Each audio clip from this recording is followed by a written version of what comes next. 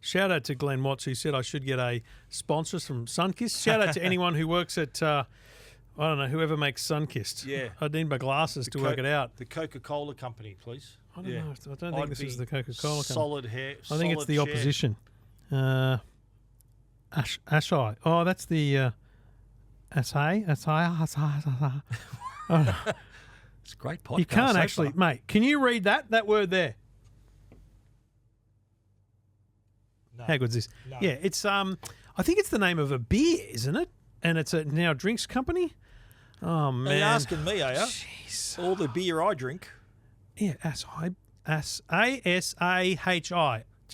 You know who can answer, mate. Asai Breweries. I'm pretty sure they also just own a bunch of beverage companies, including. Mate, you know who could tell us? Who used to work there? Right. Our man Dave Robles. Oh, really? He used to work at is it Amatul or what was it that starts with an A? Coca-Cola Amatul. Yeah. Is that them? that's Coca-Cola, man. Well, whoever he used to work at Coke. Yeah. I remember. No, this is Asai. This is okay. Now I'm talking about Coke. This mate. used Stuff to be yours. This is Schweppes. No, but mate, we're in opposition here. Okay. These are opposing. Here's this could me. be massively controversial. Imagine we got a sponsor, but it was the Coca-Cola company, and I had to switch to Fanta. Fanta. Don't you like? Aren't you a Fanta? Weren't you a Fanta fan or not? No, never been. I think as a kid, I drank a bit of Fanta. Yeah, but I was never a Sunkist man until they brought out the no sugar. Well, this is Diet Coke, and you know what? Harder to find in the supermarkets now. They've really gone off it, haven't they? It's very selective now. Yeah, you got to be really on your guard. You got to be on the lookout. Mate, should I be preparing our family for the time when that's not available? Because my wife, we should be stockpiling. Stocking up. Problem is, I had a it was my local servo. Yep. Just local guys. That's independent. They still do driveway service. Yep. And I went in to get a Diet Coke. He said, "No, mate, I don't stock it. It goes off." What? Yes. So it goes off faster than most normal drinks. So that's why he doesn't stock it. What about Zero? Well, that's a problem. Man doesn't like Zero. Me neither. And that seems to be taking over from Diet. It seems that they're getting 100%. more push in the Diet Coke. Funny thing is though, Diet Coke is feels a lot lighter.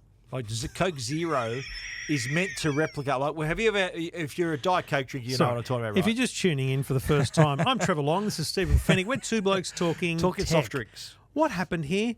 Well, what happens at the start of the show is we just talk randomly until we decide to actually start the show, and then you'll hear about tech. So stay tuned. This is the audience warm-up section. You know, when you go to see a comedy show. Everyone's just kind of coming in. Yeah, everyone's sort of coming in. Oh, okay, can you all take your seats? Sit down, or we're going to have to listen when we talk about Diet Coke. Tell a few jokes tonight. Oh, yeah, crack a few. The Diet Coke was the diet drink for a long time. Yeah. Coca-Cola wanted to create a diet drink, a zero sugar drink that still tasted like real Coke. Yes, which was the whole point of zero sugar. Real Coke, no sugar. is Coke Zero. If you've been drinking Diet Coke, and ask your wife this, okay? She's a Diet Coke fan. Yeah. Tell her to drink a normal Coke, and it feels that heavy and sugary. That's real Coke, right? Right. The Coke wanted to create that kind of feel where it still gives you the impression that you're drinking that sort of heavier Coke, but without the sugar. That's why it's a lot different to, people say, well, if you like Zero, you should like Diet Coke. They're two different All drinks. of this talk makes me think of the conversation I had to have the other day about hard water. Hard water? Yeah, that's... Okay, listen. Hard water, that's for it's your coffee water. machine. No, it's just water. No, there's different hardness to Fair water. dinkum, we're putting in a filter in our shower because we've got hard water. Yep. Because that way, not the calcium, it's the limestone. Better for your skin not to have. It's a limestone buildup. I know hardness because of my coffee machines. You've got to test the hardness of the water to see to make sure you get the pH balance right or something. It's not like a pool. What have I become? Yeah. But no, water hardness is the thing, mate. And what was your hardness of your water? I don't know. It's just hard water, so we're getting filters apparently. I don't argue. She said she wanted them. I said get them. Do what you do. That's how our renovation is working. working. Do what you're told, mate. Do what you're told. Mate, please. Yeah. It's like, babe, I love it. Yeah. Good stuff. Well, at least if you ever buy a coffee machine, which you probably won't because you don't drink coffee. No, well, but Jacko's got one. Coffee. Yeah. You need to know the hardness of your water to adjust some settings. Yeah. No, this is a simple Nespresso. I don't think it has settings for it does. hardness it does of water. actually. Yeah, it does. Just a little pod machine. Yeah, it does. You can adjust it for the hardness. What is there, a little little screw dial or something to adjust the hardness? In the settings, I don't know. I can't remember. No, this is there's no screen on this thing. It's just a Yeah, okay. 2 buttons, big or small. There are dials and things you can adjust, but hardness of water is something you need to take into consideration for your shower and for your coffee machine. Hardness. And it's levels of hardness too, by the way. It's not like levels like you got soft water or hard water. Oh, really? Hardness is a measure. There's no soft water. It's just less hard. All I know is I said to the plumber, said, mate, say what? There's only one thing I care about in this renovation, and that's any of those little filter things or blockers they put in to slow down the water pressure. Get rid of them. I don't care how many cases of beer I need to slip you. I don't want none of those things because I want water pressure, baby. Yeah, you need to talk to Kramer. Get one of those the big deluxe baby that he bought out the van, remember? And it pushed him out. Remember when he turned it on and just pushed him out of the back of the shower? The things you talk about when you're having a reno, we've got rain showers and it's all like, what is going on? Oh, so you got the big shower head, have you? Only in the main bathroom, private not in the ensuite, because Amanda swears they're stupid. Women hate them. What? Because they can't. When you're wearing you can't have a shower without getting your hair wet. Oh. If you just want to have a shower and you can't use a rain shower. Oh. So we don't have one in the ensuite. So I've got to go into Harry's bathroom to get the rain shower. I've been in hotels where there's both. Oh, that's right. Normal, we've got both, please. Normal We're installing both. rain. Oh, you're doing both. But in the same shower? Yes. So you got normal? Yes. And a rain? Yeah. Hey, doing very well. Hey? Doing very well. Rain shower and a normal shower. Excuse me. There's Fettingham 4 taps. There's 5-star Hilton. 4 taps. Wow. So that you can control no wonder individually. You needed a plumber. Wow. Your plumber's working overtime. This has gone on too long. It really has. Good on him. Good on you, mate. That's great. Welcome to Two Blokes Talking Tech. Not a bad price. With Trevor Long from EFTM.com. Really handy device. And Stephen Fennick from techguide.com.au. That's us, Trevor Long, Stephen Fennick. Lovely to see you, mate. Episode 618. Likewise. The handy device has been stuck with me over the years. I do get a couple of emails and messages from listeners saying, this must be a Stephen Fennick review, and someone's mentioned, it's a handy device. Someone's got a Google alert set up for... I think so, the handy device. Funny. And I say, that's a Stephen Fennick review there. Can someone remind me, set up a Google review for very handy device? Handy device. Episode 618, thanks to the great people at Netgear and Arlo. We'll tell you more about them shortly, but if you're looking for home security, Arlo's got you covered. Looking for Wi-Fi, Netgear's got you covered, folks. Certainly have. There's a big change coming to the Apple iPhone. Yeah. Only in Europe. But how's that right? My first question, before you even say what it is. Hit me. Okay. I'm very well briefed. Who made EU the boss? Who made them the boss of everything? The European which is what Union. they are. Yeah. But isn't there an the American voters? Union? Or is there a that's the American government? Oceania Union? The EU is they run the world. Well, not in this case. Not in this case, because it's all the things, I want to be very clear, all the things I'm about to tell you apply only to Europe. But I think it's important, A, because it's fascinating, and B, because I think there are parts of it that definitely could and might come to Australia. Yeah. And I have some concerns that need to be addressed before it comes to Australia. But you're right. The European Union passed legislation around charging cords. Apple had to do it. USB-C. Hello. European Union has passed regulation around battery repairability, phone repairability, and that is going to have an impact on all smartphones. 2027. So let's describe that. The basics of that is you have to be able to access your battery without tools by 2027. And that's an EU ruling as well. So that's going to completely change design of phones, whether they're going to still be water resistant, all of this stuff. Folding phones. Now, here's what's interesting. This ruling about digital markets, it's called the Digital Markets Act, is only in Europe, and maybe it'll stay forever just in Europe. Right. Just imagine, 2027, 2 iPhones are announced. One, crappy, ugly thing with a removable back that's going to Europe, and everyone else gets this slick, amazing-looking iPhone 17. Will they do that, though? Well, I don't know. Anyway, the European Union, under pressure from, and this is the best example for the whole purpose of this thing, Spotify. Not Epic Games, not Fortnite. Forget them for a minute, because they were the court cases. But Spotify. This is an app with 50 million users around the world, right? Let's just say there's 20 million in Europe just for funsies, right? Now, 5 million of them are probably paying $15, $20 a month for the privilege of ad-free Spotify. Yep. Spotify has to pay Apple 30% of that because the transaction occurs through the iPhone. And you have to really provide that simplicity, otherwise people won't sign up. And you want that. Yeah. So everyone's upset that Apple's charging 30%. So Spotify and others, they bang on the door of the European Union and say, this is outrageous, it's a monopoly, it shouldn't happen. The European Union says the Digital Markets Act broadly covers a bunch of things, but you know what? The App Store, it's a bit monopolistic and exclusive, and also browsers, you've got to have more than Safari. So actually, there's going to be another browser availability. So Chrome is going to be able to install itself not just over the top of Safari like it is now, but its actual back end is going to be able to install. When you're in the European Union and you launch a browser, well, when you open the phone for the first time after this 17.4 or whatever it is update, you'll be asked what you want to be your default browser from the get-go. This goes back to the Netscape and Internet Explorer days, right? But critically, from the point of this update, other people can create app stores. Now, Apple is calling them app marketplaces, okay? So I imagine that a group of developers will get together, or a big developer like Epic Games, who have lots of games, will just create their own app, the Epic Marketplace. But imagine Spotify ends up in the Tech Guide Marketplace. Okay, boom. It's what's going to be the Tech Guide Marketplace, and there'll be a bunch of apps in there, including Spotify. Awesome. They no longer are covered by Apple's existing business arrangements. They have to sign up to new business arrangements, which are different percentages, different fees if they're listed and bought through the normal App Store, so lower commissions and fees.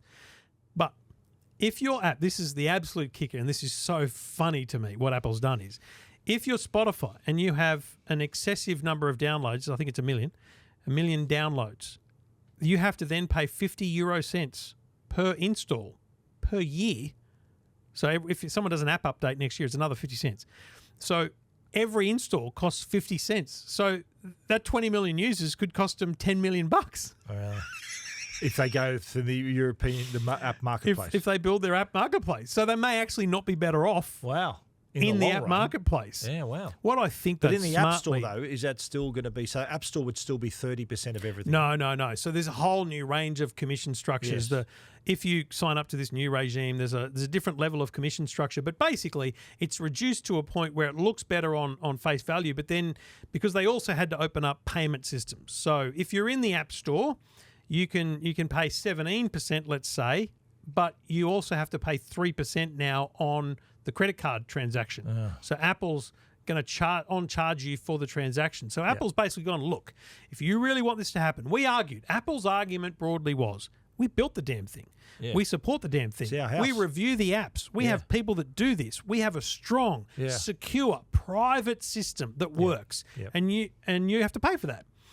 The developers go, that's not fair. Epic Games doesn't make enough money. Spotify doesn't make enough money. And Apple's just gone, fine, but you're going to have to do it this way. And I think because the Spotify CEO was on X or somewhere just ranting about how bad this was, because obviously they expected that as of whatever date this kicks in, they're going to go, wee! Yeah. But they got completely screwed. Yeah, they didn't read the fine print. No. They didn't know. So this doesn't sound very EU to me. The whole paying back sort of Apple have got a back end deal sort of thing with this.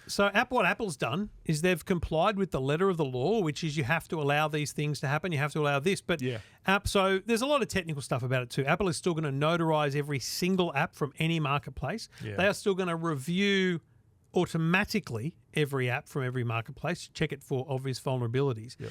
They will not do a full human review of every app, but there will be some human interaction to make sure that the app looks like the screenshots and stuff like that. So basically, Apple is still doing something for them. That's why they've got to pay the 50 cents. Yeah, that's right. Because Apple's still doing something to make the ecosystem as close to what it should be. But Apple's argument here and there, the press release about this was quite lengthy, and they weren't massively strong words, but it was pretty strongly worded that this whole plan undermines the distinct security and privacy that comes with the App Store and the Apple ecosystem. That's why it was built. But so with the 50 cent down, is that if you got like a multi-million downloaded app, that's when that kicks in? I think it kicks in at $1 million, let's just say. Right. But it doesn't basically kick in. Targeting the big like end the of town. EFTM app's not going to pay 50 cents per download. We're cool. Yeah. But if we suddenly went viral and everyone was downloading it, then it would literally cost me. But that's only if I list through another app store. But if your app is free, What happens in there? the other So app there's marketplaces. no point putting it in the app marketplace if it's free. Correct. Because they're not So making. those-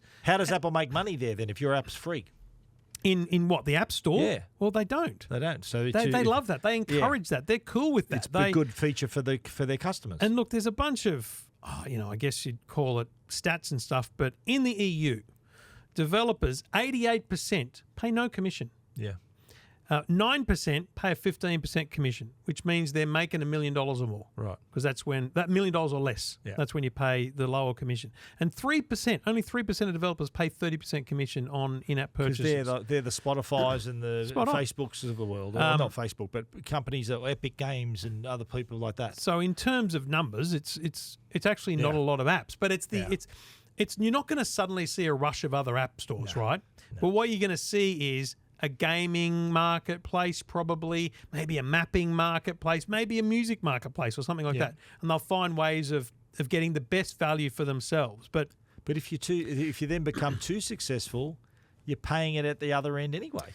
Apple say that under their new terms, because even if you don't plan to use the new marketplace, you can still sign up to their new terms, which have those that stay will pay a reduced fee to 17% from 30%, and 15% will reduce to 10%. They will then pay a 3% processing fee. And there's people in the other end for developers who have reached extraordinary scale to millions of devices. I don't know the numbers. Right. Will pay the 50 cents. Okay. So it's basically free for the first 1 million installs, which is less than 1% of active developers would have this problem. Yeah. So we're talking about 1% are complaining here. They say 99% of developers will pay the same or less under the new terms. It's like taxing the rich. Here's my problem. So the ACCC love smashing big tech, and they love following the lead of big legislation around the world. So I expect something like this to be raised here. And there is the digital investigations going on, and all that will happen, right? Yeah.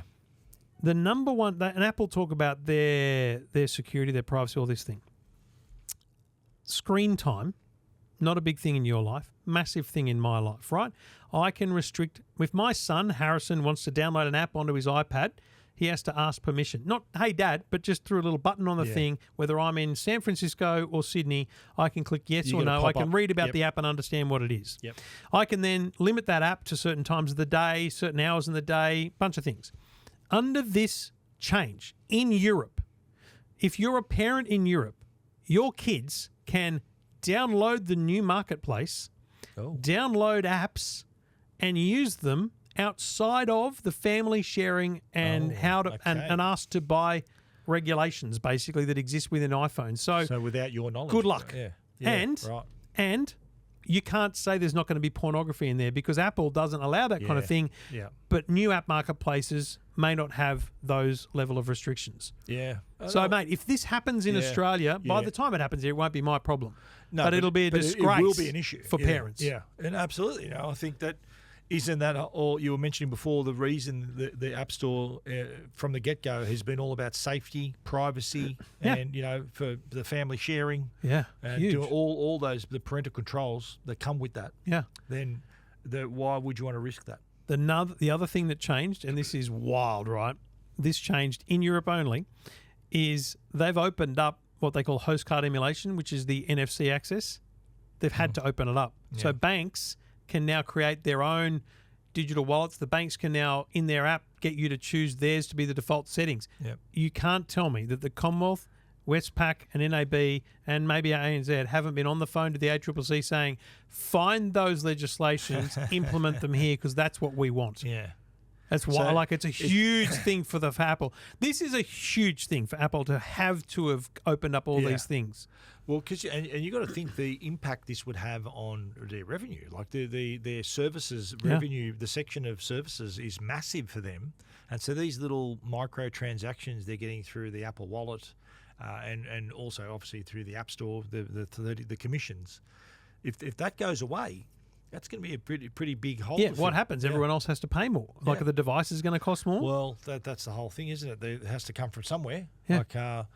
I think it's Apple's objective, of course. They're a publicly listed company. They want to keep their shareholders happy. Their objective is to keep the revenue and profits. And they're not going to say in a press release, "We're worried we're losing money." Of course not. And yes, of course they're worried about that. But I do and this sounds fanboyish, but I do truly believe that Apple believes strongly in privacy and security more than any other company. Yeah, totally. And Yep. you can't help but argue that Google has massively followed Apple into this game, talking about privacy and stuff. Yep. Samsung, to their credit, have had Samsung Knox for Yeah, a very long time. time. Yeah, yeah. But it really seemed and was sold originally as like a corporate style product that now Yeah. just sits in the background. They don't really sell it properly as being Yeah. for the user's interest. Yep. But It didn't Apple, seem a consumer product. You're right. Apple yeah. does stuff with that at its core, and you've Yeah. got to respect that. And they've been doing it for a long time. It's not like they're not greenwashing themselves right now. They're with the security, the privacy. They've been at it since the launch of the iPhone, basically, haven't they? It will be fascinating to see what the ACCC does under their powers and what they're already doing with their digital platforms investigation as to how much of this gets looked at, the submissions that occur here. Look, I'm not a massive fan of the banks getting access because it just means it's going to confuse people. And I'm someone that has multiple banks and multiple cards. I'm never going to switch to a bank wallet. I don't care how much you say it's going to be easier. It's not. Yeah. But I would never allow my kids to use a third-party marketplace. And if that becomes something that I can't control, then that's a real problem for Australian parents. And in the world, the crap look at all that's the going down in progress. the world right now. Exactly right. Look how far we've come with this, and sort of we've reached a point where there is some control you have, and so be able to encourage your kids to sort of act safely online and ask for permission to do things. You don't want to throw the baby out with the bathwater, do you? You don't want to be able to get rid of all that. So it's a lot to unpack. Details at EFTM.com, and I think if you've seen this or you've read it and you think there's another opinion, I'm happy to hear about it. But I think overall it's actually not great for the European Union, and I frankly think it's funny that Spotify are unhappy about it. It just it's like build your own phone. What do you want to do? Yeah. Well, what are you going to do? Exactly right. Two Blokes Talking Tech. This is Two Blokes Talking Tech. Well, the big product that is about to hit American shelves is Apple's Vision Pro, and Trevor and I were lucky enough to be one of the first in the world to try it back in June. Yep, and it was amazing. My quote even about it got up on the iPhone launch screen. Spelled my name wrong, but that's okay. It has now also all the tech reviewers in the US, so the Trevor Longs and Stephen Fenix of the US have had their hands on it, and reviews are starting to appear online. But also too, Kogan, which we'll talk about later, they've also made it possible for Australians to get in on the action. Because we don't know when it's going to go on sale in Australia. We have no sense, not even an inkling of when it's going to be made available in Australia. Of like Apple Vision Pro little sweep. Little sweep. What month do you reckon it'll go on sale? Yeah. If I had to pick a month, it would be July. June. Okay. Well, June is too close to the Worldwide Developers Conference. Perfect time to say, and it's now available. But it'll go on sale in July. No. They'll announce it in June, it'll go on sale in July. No, because it's already in production. It's not a new thing. So they can say, as of today, it's available today in these three countries. Imagine that. Like, I think the UK, Australia, and maybe one other country will be the next tranche. So it's just US only, isn't it? It's UK's not. It's just US only. Yeah. Right. And I've got to say, I have curiously been on the Apple Store and looked at how you can order one. Yeah. And it looks at things like if you wear glasses, how big your head is, and all that sort of stuff. Like we did, remember when Mate, they don't have your head size. I hope they do actually, because I used one. Yeah, I used the biggest strap size. The App Store on the iPhone uses the iPhone Face ID camera to actually map this area of your face around your eyes, essentially to pick because the Vision Pro, actually the first time, because rewind, this is unusual for us. It has been many, many years since an Apple product launched somewhere else other than Australia first, right? Yep. So it's unusual for us to be sitting here going, we haven't got one, right? Yeah. And we're looking at other people. But I found it fascinating looking at the fact that it looked like one big thing, but actually it's much thinner than you think, and that shroud around you here actually comes off. That's what creates the width, the volume of it. Yeah, because I knew that the little buffer that actually touches your face comes off, because that can be interchanged. But the shroud, this kind of 4 or 5 centimeters, the bulk of it is actually just a cover, right? Yep. So that's the bit that gets customized. It's not the bit that touches your face. That's bendy. Yep. It's the bit that goes in between the Vision Pro and the cushion. And the bendy bit. Yeah, that actually defines the shape of your face. The lenses too. So if you wear glasses, they've got the Zeiss, they're magnetic lenses that attach to the inside of the Vision Pro, and they also offer the free service of engraving them. Yeah. So you can tell which ones are yours. Right, that's so smart. I'll have mine, I'll say Stephen on mine, and Joe might have Joe on hers. So when it's her turn to use it, she might Mate, have her there's own no one. chance Joe will use the Vision Pro. How do you know? Would Amanda use it? No. No? Okay. No, but I'm just saying, I think out of curiosity's sake, and the fact that it's an Apple product, she'll go, I'll have a try of that. Why not? She'll think, yeah, you'll let me have a try. Mate, my wife... Then I'll have to buy one. No. So imagine both of us sitting on the couch watching the same movie with the Apple Vision Pro. I said, hang on, we could do this another way. Let's sit in my theatre. I don't even think that's possible. I guess you could share play. Yeah. Yeah, but I'm thinking if we're both watching the same thing, we can sit in my theatre and watch the same thing. So, it's kind of second-hand talk, but I watched everything I could this morning just to get a sense of it, and I think there was a lot of honesty from the people that I watched doing it, and they were like The Verge, The Washington Post, and maybe one other, Brian Tong, I think. I didn't watch everything, but I watched a few. And look, the general consensus is it's amazing. The general consensus is, as I've been saying since day one, it's the most amazing piece of technology I've ever seen. Yeah. My secondary to that is I don't know what it's for, and that's not been answered. Yeah. So there's no out-of-the-box amazing apps that we haven't heard of. So that's going to be the next couple of weeks to see what launches. If there was a company that can answer that question, I know it's Apple. But if it hasn't, that's what's going to be next week. We need to see what launches. That's what I'm saying. Yeah. We need to see what happens next week, right? Yeah. But what I learned from these reviews thus far was it's heavy, and after a long time, it weighs on you, and that's why the head strap, the one that goes over the top, not just the back, is pretty much critical. Right. It really takes a bit of the weight away. So it's front heavy, isn't it? Because there's no battery in the padding. Well, I was going to say, like I've got the MetaQuest 3. You trying the MetaQuest 3? I couldn't be bothered. It's got the battery pack.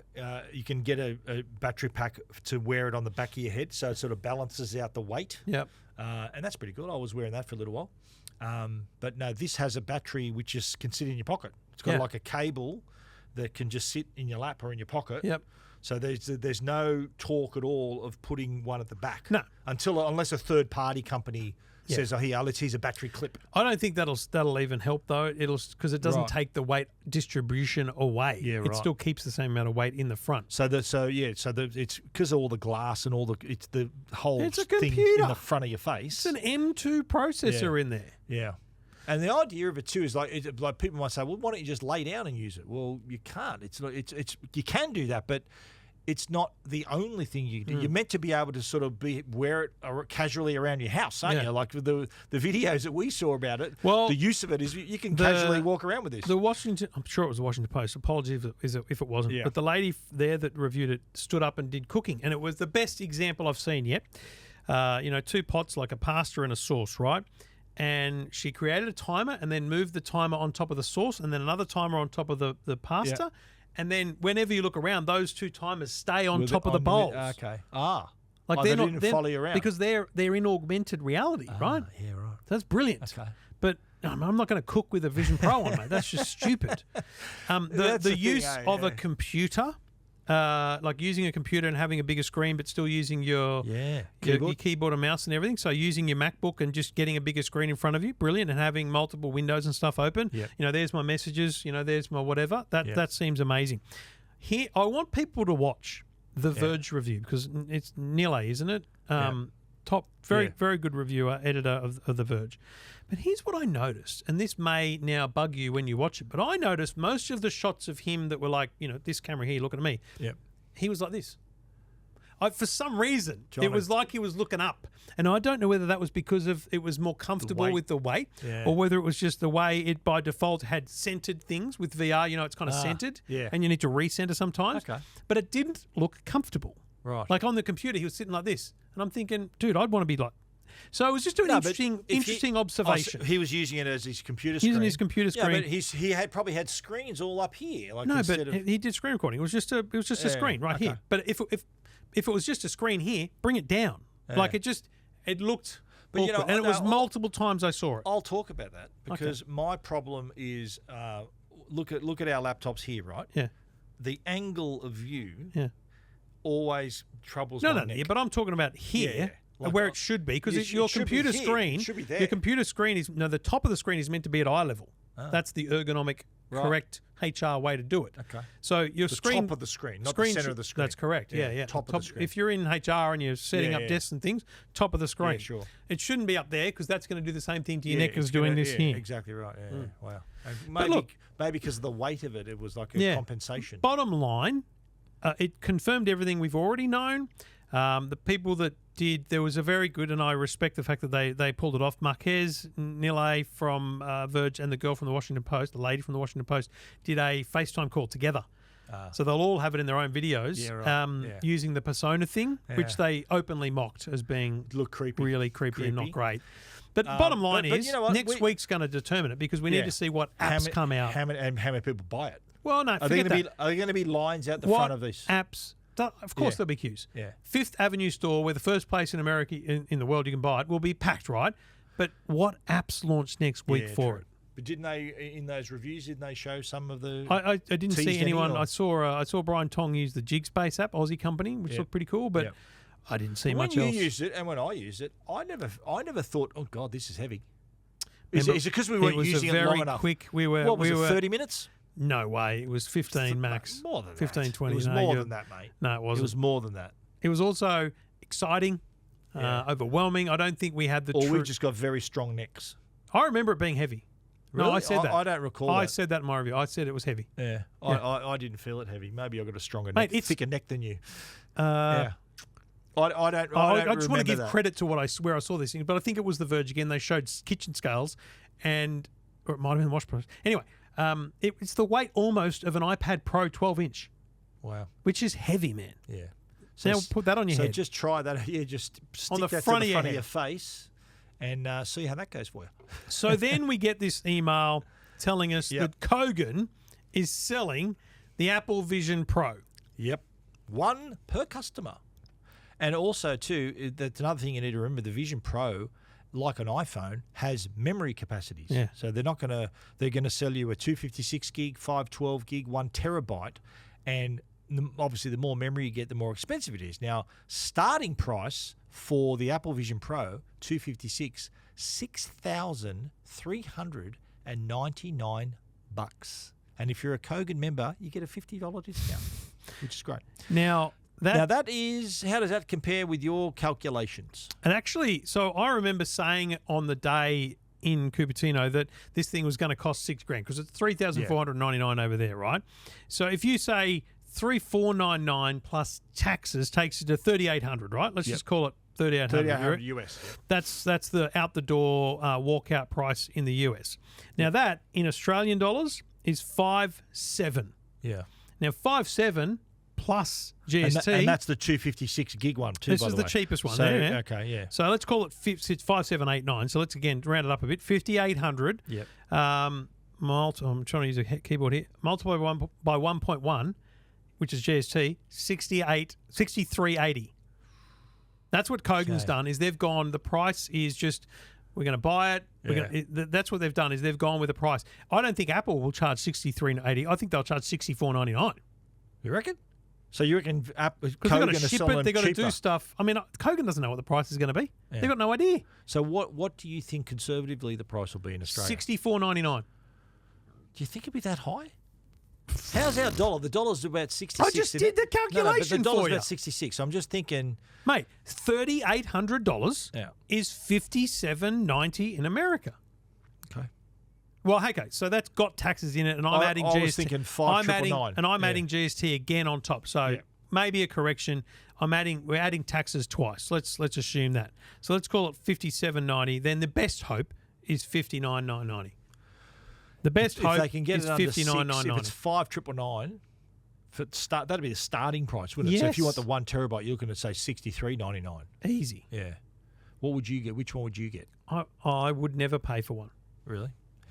If I was, I'd go the terabyte. Just go big or go home. I don't know what I would want to store on it. Get everything in What there. would you want to store on it? You're going to Maybe stream movies? movies. No, You're going to stream no, movies on off a- Apple TV on and a- Netflix. On a plane, you won't.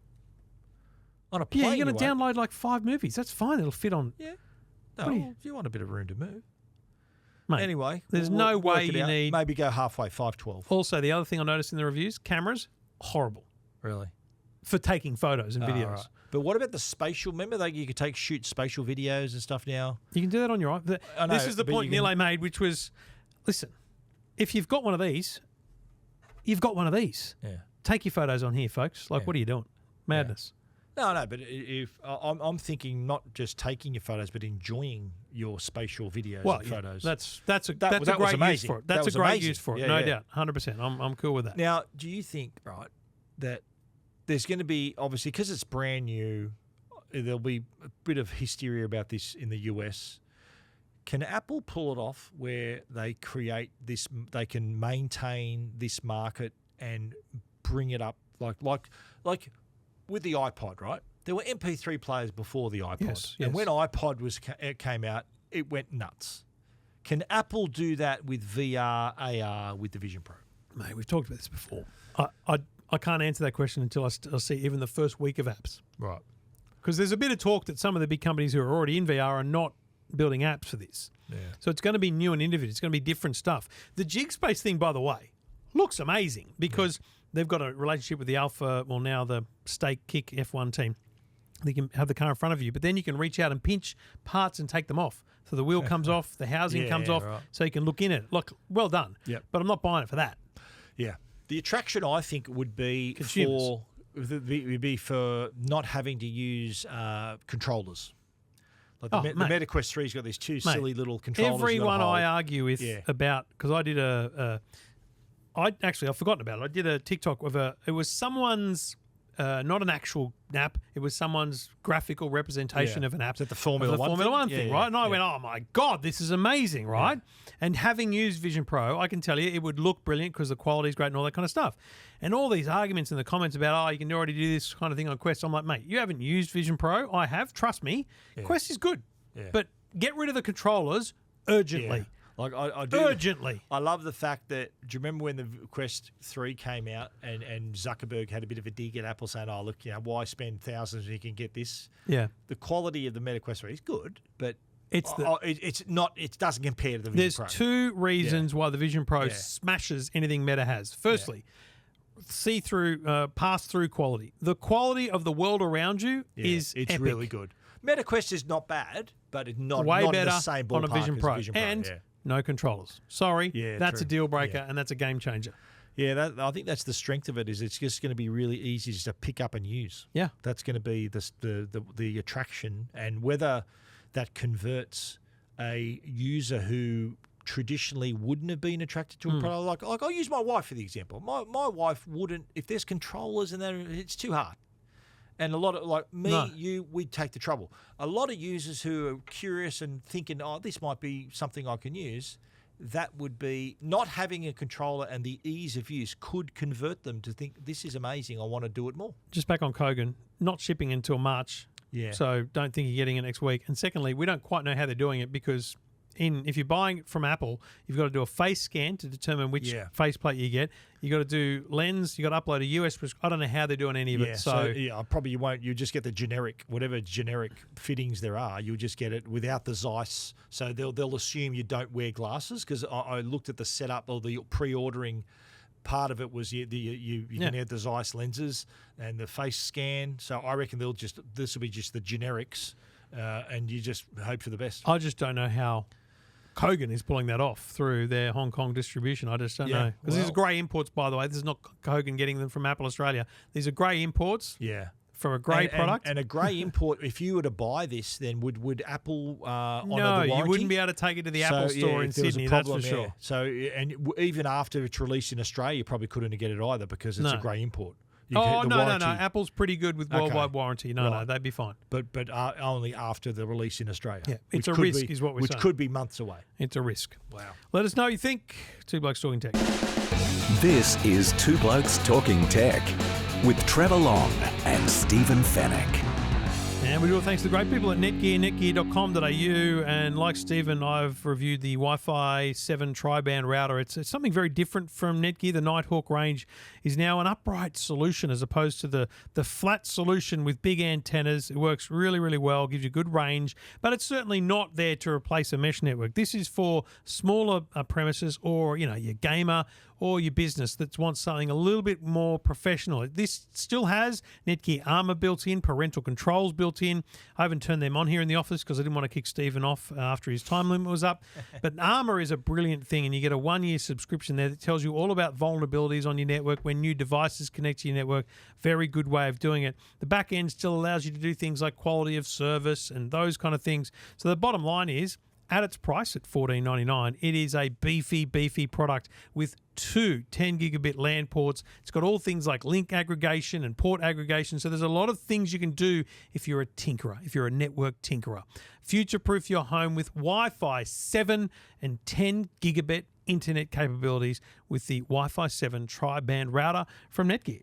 This is Two Blokes Talking Tech with Trevor Long and Stephen Fennick. Disney Plus, after our discussion last week, have announced their new pricing, but it doesn't mention family account sharing Yet.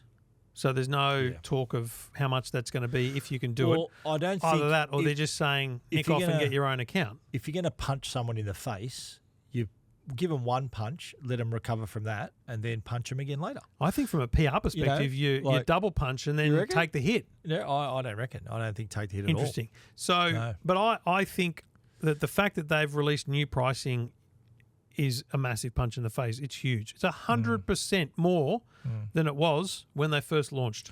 Which is what? It was $8.99. It's less than. It's just over 4 years. I wrote it in my article. Yeah. It's 100% increase is just staggering. It was $8.99 and now it's $17.99. And they've done a Netflix for the too. 4K. There is still a $13.99 version. Yeah. You only get HD. You don't get as many screens. So don't be fooled, folks. It's not what you think it is.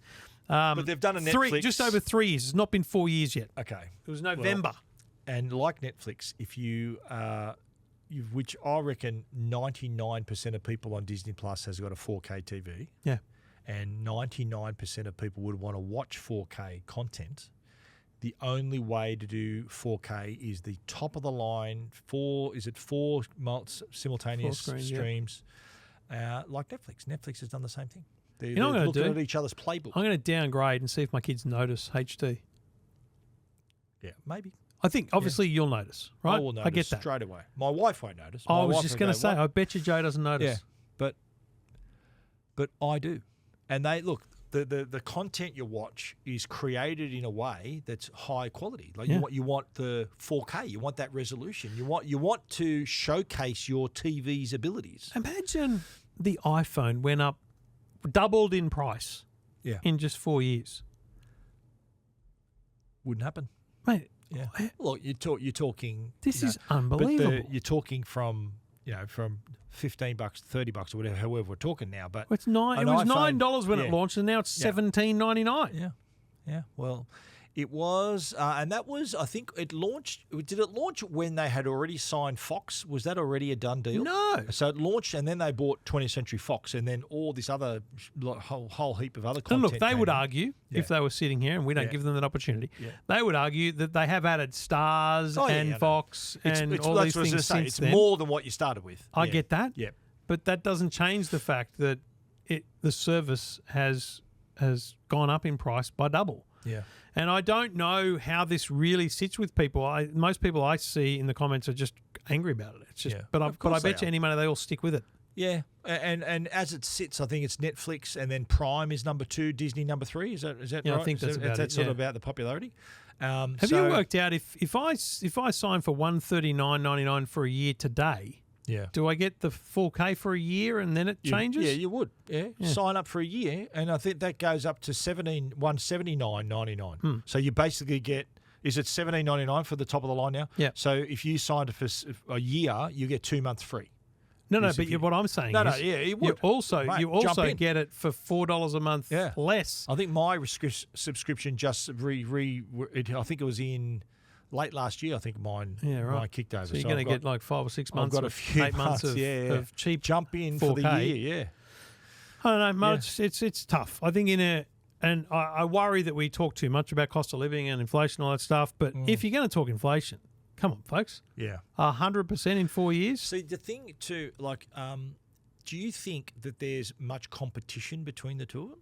I think competition to me would be someone keeping their prices at a level. Well, I mean, you got to give credit to Stan. They've still got a absolute base package. Everything else has gone up, but their base package is still $10. Yeah. It's I think it's SD actually. Yeah. It's you can get content for $10. And Amazon is still pretty cheap. Amazon's great. Yeah. And it's probably the best value because you're getting like my wife ordered a phone case while I was at work today and it arrived an hour ago. So it's pretty amazing what you get with Amazon Prime. Yeah. But I'm just thinking, is the attitude of Netflix and Disney Plus, well, it's only $25. They can afford us. They can afford something else. I don't know. Or is it real campaign to get more viewers? I don't think it's a campaign to get more viewers. I think it's arrogance, and in a good way, an arrogance about how good their library is. Because you have to admit, their depth of library is outstanding. Yeah, it's amazing. And they are doing good new stuff as well. I think you've got to look at Apple as still the sleeper in this whole space, right? Well, their price has gone up a little bit. Totally, but just in terms of offering, right? Yeah. When Apple TV first launched, I remember being there. Oprah bloody Winfrey was there, and it was all happening. And I don't understand. Are you saying to me you're only launching with these shows, or are you launching with these shows of your own, and then you'll have another library? And it was like, no, it's just these shows. And I'm thinking that's outrageous. Like, who's going to pay that? But now, similar price, maybe it's gone up a little. Yeah. But now you just think about the seasons add up, and then the new shows add up. And what Apple TV's done is they've gone the long game. We're building over 10 years. We're going to build a depth of content that is of such high quality and you're right, that it doesn't need the depth of low quality. Netflix has a ton of content that is not great quality because it's either really, really old and it's just seasons of it, or it's just quickly produced. And some of that's good, to be honest. I've got no drama with that. Yep. But I think Apple and Disney are the quality winners. Amazon Prime probably comes out next bet. And Netflix's big win has been things like Drive to Survive, big hero products that have absolutely smashed it. Big movies that normally would be theatrical, massive releases tend to go to Netflix. Yeah. You don't see many of those massive releases going to those other platforms. I'm writing a note because I have I'm writing Netflix, on the private feed. Okay. I've watched something. It's good. Yeah. That's all I'm saying. But I agree with what you're saying about Apple TV. The quality is the word that comes to mind. The shows there are great variety of shows. Yeah. But the shows that I've seen that I've recommended to other people, they all agree that it was amazing. And you still haven't seen Morning Wars season 3. I haven't even watched season 2. Get into it. Season 3 is amazing. Morning War, great show. Severance. Have you watched Severance? No. Oh, what are you doing? Man, I'm working. Severance is awesome. Very, very busy. Severance, I can't wait for season 2 of Severance. That is fantastic. Really? And also, too, there's been movies on, was it Coda? Was that one the Best Picture? Right. Like, it was Apple TV. I think it had to be in cinemas for a time, but it was produced by Apple. Yeah. Apple TV. Won the Best Picture Oscar. And as well as Best Picture, Best Actor. So the quality is there. But is the competition there? That's because it's not like the competition between, let's say, phone manufacturers, right?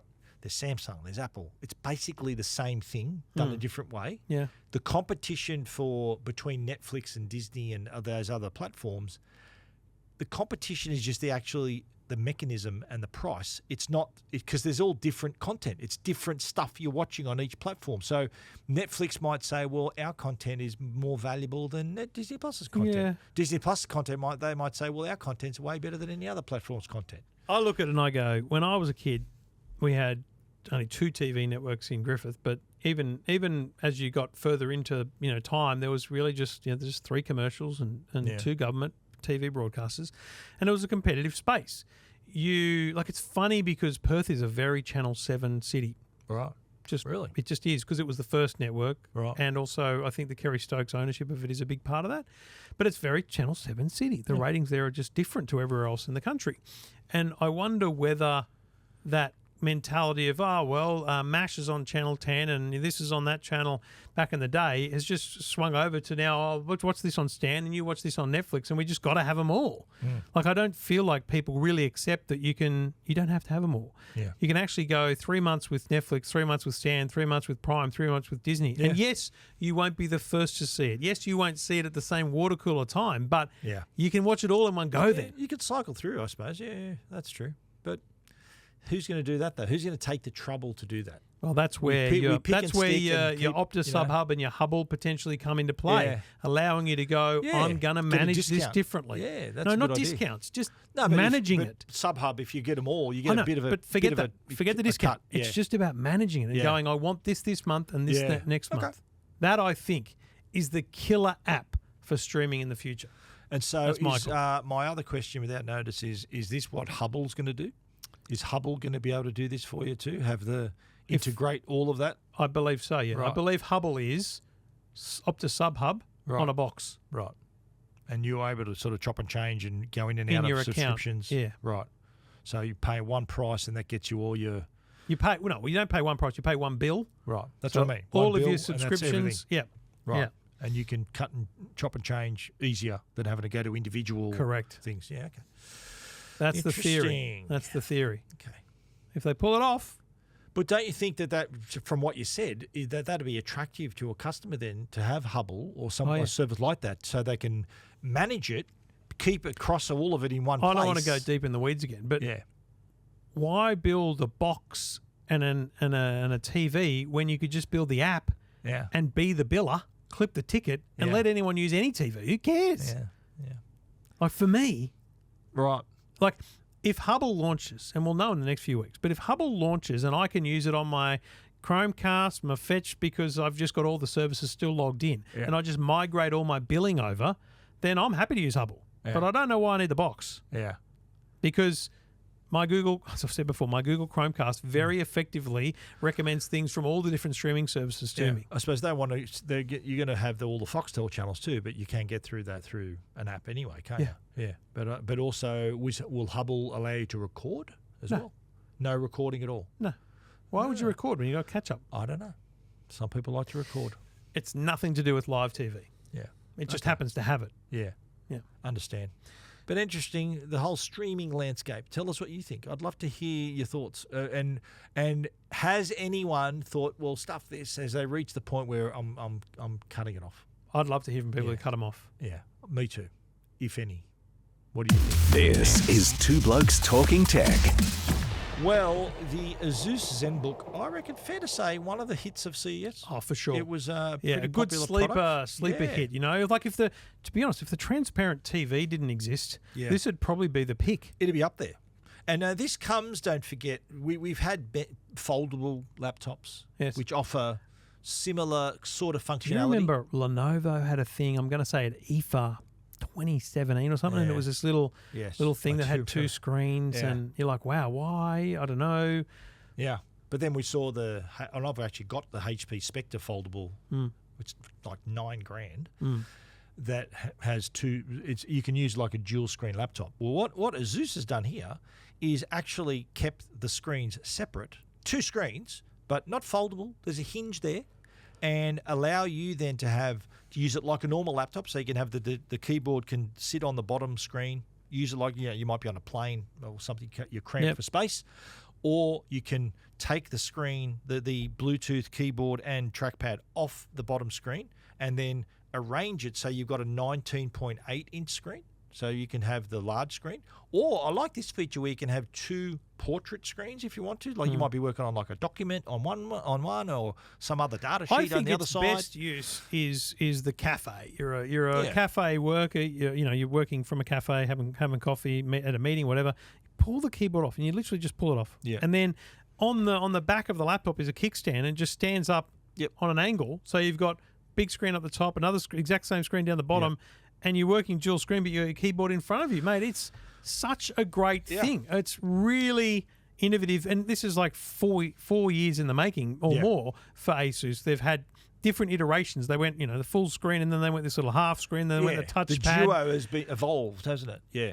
So evolved now into this. the news here is that it's going to be priced at $3,999, Yep. which I think is reasonable. Mate, for what it is. For what you get, it's far not out. bad. Yeah. It's going to go on sale on Feb 14th, so in a couple of weeks. Yep. So I like, and I'll bring back the example of the foldable laptop, which Yep. which basically offers the same thing. The foldable screen, yes, it looks amazing. There's no water in the middle. It's all one big screen, and like the Spectre has a kickstand, so you can have a massive 17-inch screen. You can use it like a laptop. Put the detachable keyboard on, but the fact that it's a foldable OLED screen doubles the price. Oh, The price. So what ASUS has done, they've got this 180-degree hinge. So you can actually, I do like share mode. So you can actually put this flat on a desk and all stand around and look at the same thing. Like rather than huddling around one little screen, you can put it flat on a desk so everyone can see it.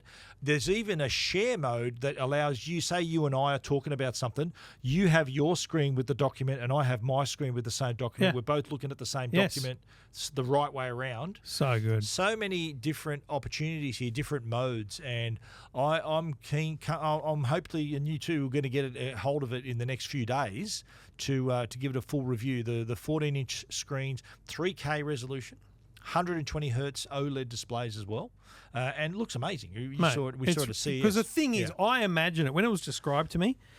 Because if you're listening now thinking, okay, so it's two screens and then there's a keyboard on top, you think it's going to be thick. No, this shuts just like you can shut it with the screen inside. Yeah. And still pretty thin. And Only weighs like 1.35 kilos. Felt to me like a normal laptop. Light. I remember being in the CES booth and it was there. And then I said, has you got another one or do you want me to pick this one up to do a video? And they handed it to me and I went, no, it's the one without the two screens. And he goes, this is it. I went, there's a keyboard on it. And it was just like, it's just there. It just it did not look pretty thin. Any different to a normal laptop. And the keyboard charges magnetically while when it's on stuck the bottom on half. Yeah. So it's mate, it's a cracking product. The boxes, it really the is, and it seems expensive at $4,000. But I think when you compare it to premium laptops, because it's also got the guts, it's got the Intel processor, it's got everything you need. Intel Core, I think it's the Core 9. Core Ultra 9. Yeah. So it's performance is there, speed is there. Two displays, two OLED displays. Two Thunderbolts, one Type A USB 3.2, a HDMI 2.1, and an audio jack. So it's got it's got all the outputs. This could be my new daily driver. This could be the new one. That's huge. And you've also too, it's running Windows 11. Yeah. So you've got all the AI Copilot features on board there. So everything ready to go.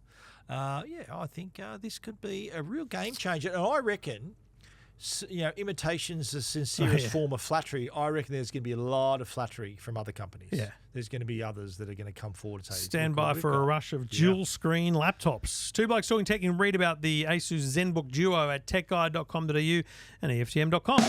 This is Two Blokes Talking Tech.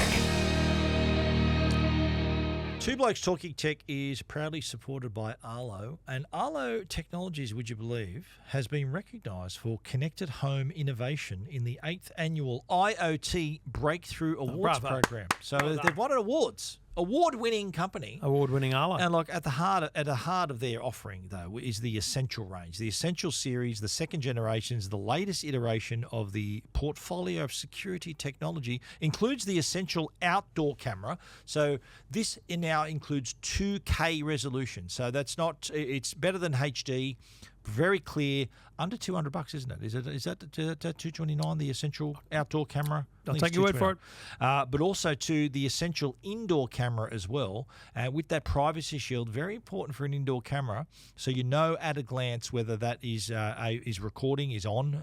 You can see at a glance. And then also the video doorbell, which gives you head to toe 180-degree field of view, so you can see exactly who's at your front door, packages at their feet, and you can also get the smart notifications, so you can see if there's a package, a pet, a vehicle, a person, without getting all those false notifications. And with the other thing I like about too, having the smart notifications and the Arlo Secure, is you can actually set zones where you want the notifications to come from. So rather than getting all the other false notifications, it helps you do that. But good on them from getting these awards too. Absolutely. What do you think, mate? It's a great recognition of what we already know to be a spectacular product. And I had a caller on the EFTM podcast this week, and I said they just wanted a security camera for just inside the front door, and I went Arlo Essential Indoor, $129. Boom. for the second generation, and the app is going to blow your mind. Yeah. It's just so simple. And just so you know, there's also the Pro series. So if you want to go Pro, they've got the Arlo Pro 5.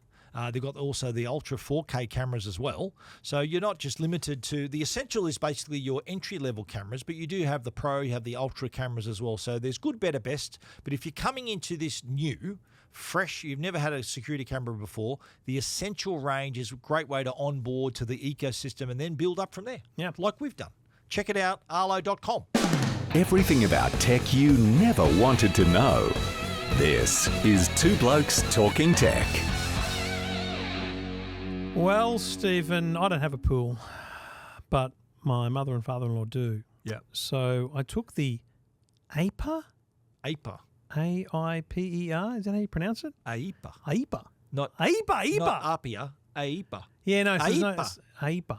Anyway, AIPA. IPA. Pool. IPA. I thought it might be IPA too. IPA. Pool robot around to my father-in-law's place because it was sitting here since Boxing Day when I did a segment on robots, and I thought, I should chuck it in a pool, right? Now, when I think pool cleaning, I think creepy crawly, right? Yeah. There's the big suction thing that goes around the whole pool, but then it's got the big white hose that comes up, lying on top of the pool, goes back into the pool filter thing, right? Yes. You know, if it's running, you jump in, you dive underneath all that stuff, but you probably pull it out.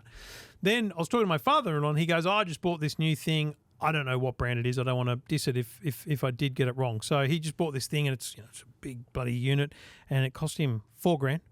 And I said, so it's like fully wireless. He goes, no, it's still got to have this cable that goes into it. So it sucks. It doesn't go back to the filtration box, but it needs like a power cable that like a diver like Cuba Gooding Jr. It needs an good reference. Hey, Men of Honor. I couldn't remember the name of the movie. Great reference. Robert De Niro. Anyway, it needs a lifeline. It needs the power, right? Yep. And this thing expensive, but he's like, it goes up the walls, does everything. Yep. And inside is this little filter box you pull out, and that's where all the leaves and stuff are.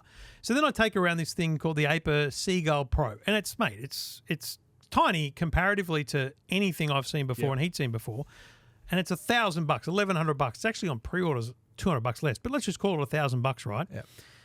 Charge it up. It's got 150 hours battery life, so over 2 hours battery life. It's got 150 minutes, you mean? 50 minutes, sorry, battery life. So Yep. 4 modes. Off is one of them. Yep. And then you go across, it's on walls, floor, or walls and floor. And, mate, it is the simplest gadget I've ever reviewed, because what you do is you sit it next to the pool and you go, right, I'm going to clean the pool now. You turn it to, say, walls and floors. It lights up, and then you just throw it in the pool. It sinks down, and then it just goes up. And it does it's not random. It does a pattern. It goes up and down. So if it's you're like a robot vacuum for a pool. Exactly, but it's not random. It's like the Ecovacs Goat, so it's in lines. Yep. And it'll, if you're doing wall and floor, it'll do the floor first and then the wall. Yep. Or if you're doing either, it'll just do them in that order. So it's meant to clean the walls, so get all the muck off the walls. Sucks up whatever's on the floor and whatever's on the walls, and puts it in the filter box. Then you empty the filter box out, you charge it, and hang on, puts it in its own filter box. It's got its own little filter box inside it. This tiny little thing has a filter box inside it that you pull out and you dump and start all over again. Like $1,000. Yeah, wow. Like, I actually didn't realise. How does your father-in-law feel about his purchase now? I think he regrets it. I think he's filthy that I didn't bring this to him earlier. Oh, no. I'd be putting it on Facebook Marketplace and getting a couple of $grand for it, because I'm pretty sure it's doing as good a job. So I've left it there for a few weeks to see how it goes. But honestly, I mean, I think, pools are a tough thing. You got to spend a bit of time on them. Yep. But because you can just literally throw it in. And so, by the way, when it's finished, it just parks itself at the bottom of the pool near a wall. Right. So it parks near a wall, and it comes with a little hook that you put on the end of your pool thing. Pull it out. And you just pull it out. Couldn't it just do like emergency sort of ballast to get all the water and just float to the top like a submarine? Emergency blow. We pulled it out at one point when it came to the top of the wall, and we went, I'll just grab it now. You hooked it out? But, it'll just park itself on the bottom of the pool. And just sits at the bottom. Sits at the bottom. Why doesn't it just release all the air and just float to the top? That'd be maybe the second version might do that. Okay, smart ass. I don't know. Well, when that makes sense, if it's floating on top, it's finished. But if it's floating on top, it could float to the middle of the pool, and you still got to get a hook to get it out. So actually, better that it's just parked somewhere where you can just grab it. Yeah, that's a good answer. I see. Got out of that one. Yeah. Anyway, cracking little product. I thought it was very cool. I never thought I'd review a pool robot ever. I saw him thinking, I don't remember you having a pool. Doing part of the very well. renovation, eh? Oh, mate, what about Amanda? She goes, look at this. And I'm like, what is it? It's like a little backyard pool the size of this table. Yeah. But she's like, she doesn't like spas at all. She thinks they're disgusting and whatever.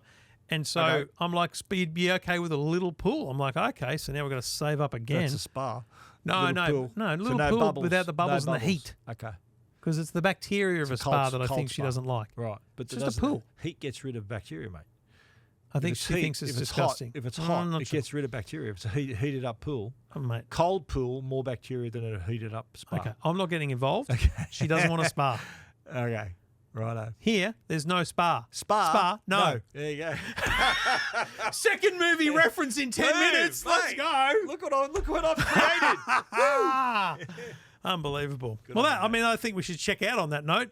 Yeah, and tune into our other podcast, the best movies you've never seen, which Trevor is referencing movies like right. it's going out of style. Or over here. our other podcast, if you go to YouTube, it's linked below, the private feed. Or our Private other for a podcast, reason. Two Blokes Talking Electric Cars. Yes, electric cars. It's out now. Brought to you by NRMA Insurance and Uniden Smart Dash Cams. Smart dash cams. Plug away. There's a lot of content in the Two Blokes feed, including EFTM and Tech Guide. So you know what? Best value podcast channel in the world. I've said it. I'll keep saying it until someone proves me wrong. sends a legal letter. Well, no, you're allowed to make your own claims on that, aren't you? Like, how do they get away with commercials? The best. You've got to back them. No. Well, You've got to back them. But Do you remember when I wrote an article saying Vodafone had the fastest 4G network, and then Vodafone put it on a billboard or in the newspaper? They put it in MX, the newspaper, and Telstra sent a legal letter saying cease and desist. Yeah. Because it was just Trevor, my Trevor claim. got in trouble. Idiots. Did you get the letter too? No, but they laughed and they sent it to me because I thought they knew I thought it'd be funny. There you go. Yeah, but At no, the time, there's it was ways very around. fast. There's wording you can use. It was mate. all a wording thing. It's wording. Yeah. So, what are your words? Best value Best podcast value- channel in the world. Well, yeah. How do you disprove that? How do you measure value? I measure value different to you. All right, there it is. That's our defence, Your Honour. There we go. And anyway, any dramas, you can contact Trevor. Case dismissed. All right, Solid. mate. See you next See week. buddy. This is Two Blokes Talking Tech.